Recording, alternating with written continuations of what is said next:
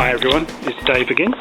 Right, now I've bought a few more bits and pieces for the bike, and you can see down there's my pussycat, Princess, and here is the bike itself. Right, now a few things I've got, new brake pads. These are the ones for the rear caliper, but I've got new ones for the front calipers as well. And then there's some Suzuki parts I had to buy. These are the springs that hold on the rear brake pads. These pins are also part of the securing for the rear brake pads. And these little pins, little R clips, are what stop these things from falling off. For the front caliper, I've got this shim. Unfortunately, I only had one in stock, so I've got another one on back order that's coming from Japan by ship. And then here we've got a spring for the centre stand. And, well, that's going to present some fun trying to get that on, because it's obviously very short. But obviously it's meant to be under quite some tension when it's on the bike. Another thing I had to buy is this bolt. For some reason I have 3 of the 4 caliper bolts for the front calipers, but one is missing, so I had to buy another one. This is the rear caliper itself, and you can see I've already reassembled this. It's got new pistons and seals in there. That was quite some fun getting back together, because the first time I reassembled the caliper and bolted it back together, I managed to dislodge the dust seals. So I then had to take it apart to get the dust seals back on. But anyway, it's got new pistons, new seals, and a brand new bleed nipple. And that's all ready to refit as soon as I put the pads back in. Okay, well, my next bit of work is I'm going to do the centre stand, and then I'm going to put on the rear caliper and the rear brake pedal. Then I've got to put fluid in it and bleed it, and then hopefully I will have a working rear brake. Okay, see you later. Bye. Right, now I'm reassembling this rear caliper, putting the pads back in. Now you can see there's a piston there and a piston there, so there's 2 pistons in this thing, and you need to make sure that after you've pushed the pistons back into the cylinders, that the pistons are fully retracted. Now that can be quite difficult to do. There's quite some resistance in a tight fit. So what I did is I used the G-clamp and a bit of wood so I didn't damage the paint. Stuck the G-clamp in there just to wind the pistons back and make sure that they're fully retracted within the cylinders. Now, the next thing, I'm putting the pads in, so what I'm going to do first with the pads, here's a pad. I'll put a little smear of copper grease over the back of them. This is to stop them rattling. So you don't need very much, just a tiny amount over the back of the piston. Make sure you don't get any on the front where the pad material is. Just a bit on the back here. Right. They use not ordinary grease but copper grease because it has anti-seize properties and very high temperature properties. Not sort of thing you use on a bearing, but it's great for lubricating the back of pads. And that way it stops them squealing. Now we have 2 shims to fit on these, and these also require just a tiny little bit of copper grease on the side that goes towards the piston. So only one side of each of these. Right, that then goes on the piston like that. So you've got, can you see that? You've got a shim one way, and the other pad has a shim going the other way. So you've got to grease the other side of the pad, of the shim, sorry.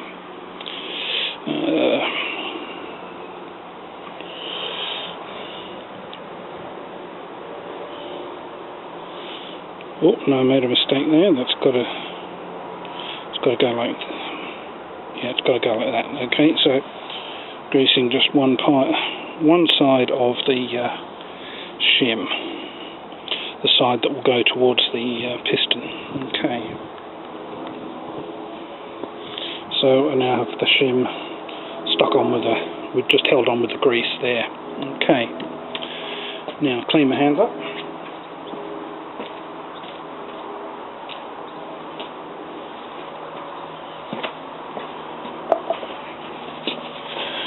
Okay, now you have these little chrome-plated axles or shafts that the pads that hold the pads in place. Now, what you'll find is that these have to go through one side and stick through into a recess in the other side of the caliper, like that. Now, what you can find is that those recesses there can get jammed up with muck. So the way to clear those out is you get a 4.5mm twist drill and just stick it through, using it by hand, just to drill out any muck that's held in there so that the shaft will go straight through. Okay. Now, each of these shims, you see that little triangle at the top, that has to point forward. The forward side of the caliper is this forward mounting bolt there. Okay, so we stick that in. Right. And the same with the pad on the other side, facing the other way. But in both cases, the little triangle on the shim points forward towards this bolt hole. Okay. Now, these axles that hold the pads in, there's a hole at one end that goes outer. So you stick it through the hole there, through the shim and the pads on each side. Yeah, that's in. See that? And this is the hole on the other side. Right, so you've now got the pads held in by the two shafts. Now those are secured by little spring clips, like this. Right, okay, so they've got to go through the holes, and if the holes aren't obvious, you've just got to twist the shafts around till the holes are sticking outwards. Right, now stick the spring clip through the hole on each side.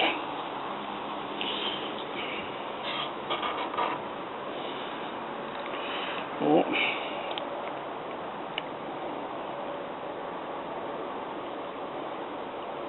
Right, I can see the hole now, so that goes through there.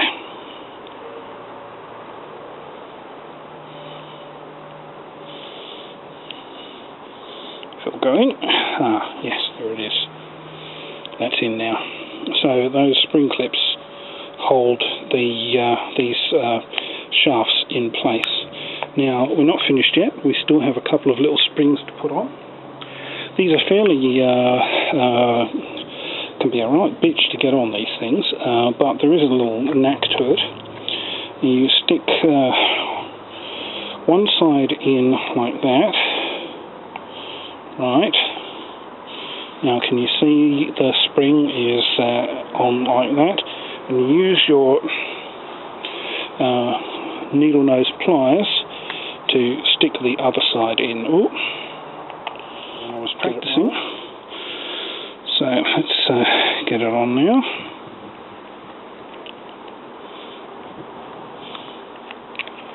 Alright, that's one end, can you see that? And the other spring obviously goes on the pad on the opposite side. Maybe you can see this properly. Right. Needle nose pliers again.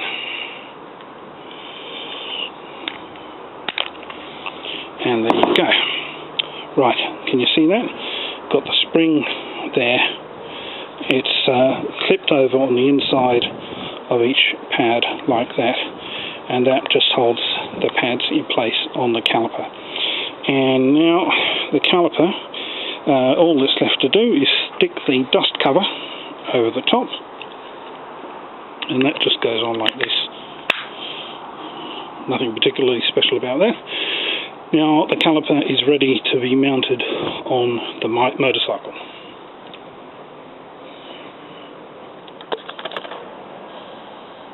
Right, now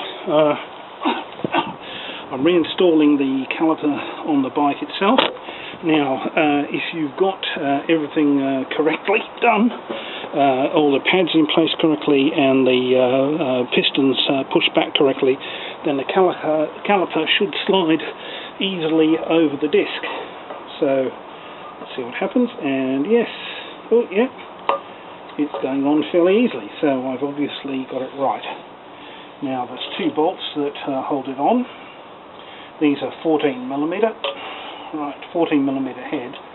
I think they have a 10mm shaft. Now,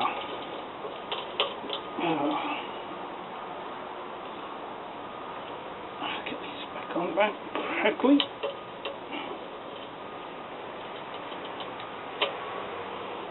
That's it, yeah. Right. Now, tighten them up. It's pretty slack actually.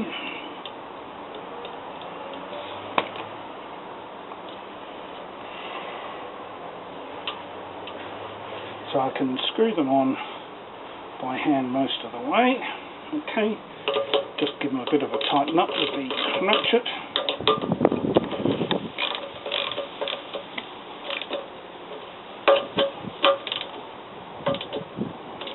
Right, I now have to use the torque wrench, and these have to be torqued up to between 2.5 and 4 meter kilograms. If I look at that,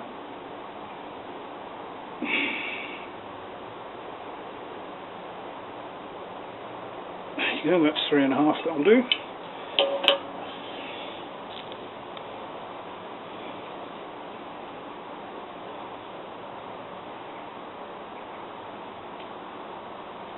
Three and a half. Terrific. Okay, so now got the caliper on.